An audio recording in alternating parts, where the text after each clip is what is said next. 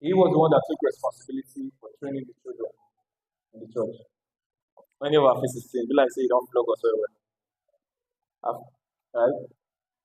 He took responsibility for taking care of the children in the church. Brother Enefio, Godwin, he takes responsibility for, and Brother Godwin takes, but Godwin takes responsibility of cleaning, of filling the cups that we use for communion and setting everything up to put it properly. There's a sister who has moved to the new congregation, which I know they are going to enjoy her very much. Sister,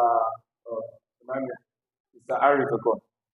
She takes responsibility for cleaning the windows every single Sunday morning and chairs in this whole hall.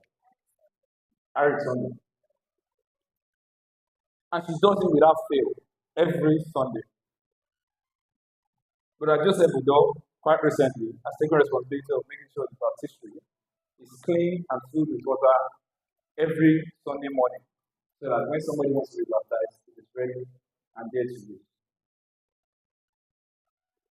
These are people who have taken out their time and dedicated it to God for His service, for His purpose. And speaking from experience, as people who take responsibility for things of God do not lack good things.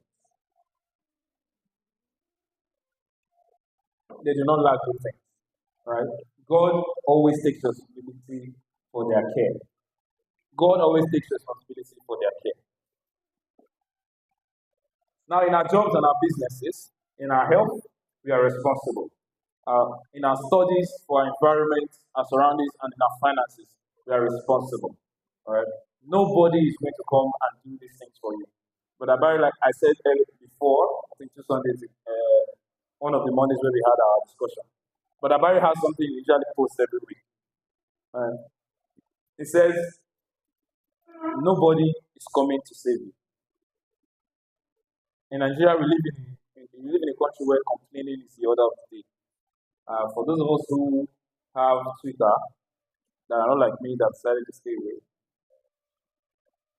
For the past, I believe, 4 or 5 days now, there have been a lot of complaining about the things that are wrong with the NYC, right? The National Youth Service Corps, and how the money they are being paid is not enough to take care of their responsibilities. While there are people who think that money is enough, there are also people who think the money is not, right?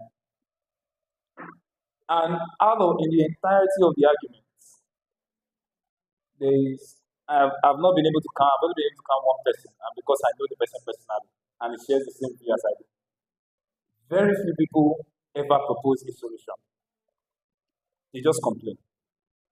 They just complain and rant and tag people, tag up and down, and do nothing to change the situation.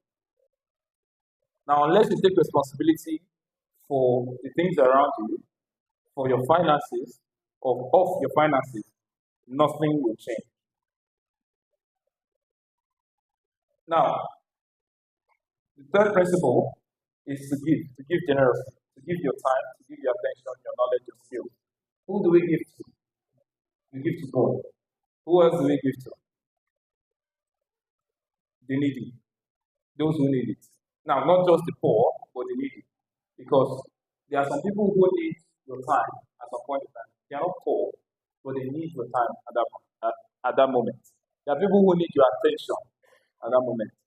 Some people are sick. You are not a doctor. You do not have money to pay for the hospital bill. What can you offer? Attention. You can offer your attention to that person. You can go and visit that person. You can offer your time to that person. You can offer a moment of prayer for that person. Right? We have seen Sister Charity Okiabo has been sick for a while. How many of us have gone to visit her? Okay. These are the things we have to give to people. Out of our time, out of our energy, out of our resources, we have to give these things to help in whatever way we can. I hope after this, some of us are going to plan to go and visit her. Yeah. Invest wisely. Invest wisely. There's a reason why they say you spend time doing things.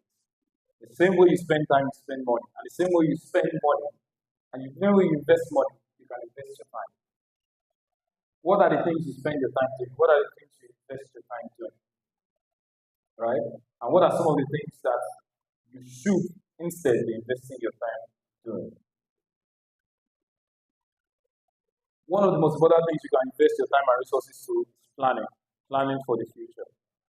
Planning for the future. Make decisions now that are going to affect you in the future, long term. Think long term. When it comes to investing, you are not thinking about now, you're thinking about the future.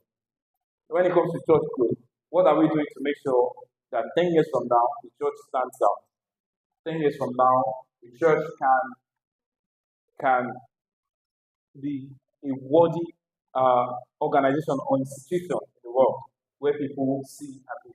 We have organizations and companies who sit down every year to talk about their 10-year growth plan, their 30-year growth plan, and all the things they plan to do. Right? Some of the things we see as evil today, right? What do they call them? The LGBTQ community. They are sat down and thought about how they are going to overtake the world in the next 30 years. How they are going to push and propagate their ideologies to people, to young minds for the next 30 years. You have shows, you have kids shows, TV shows, cartoons, who are now pushing these ideas and pushing this narrative because they are actually putting plans to make sure these things happen.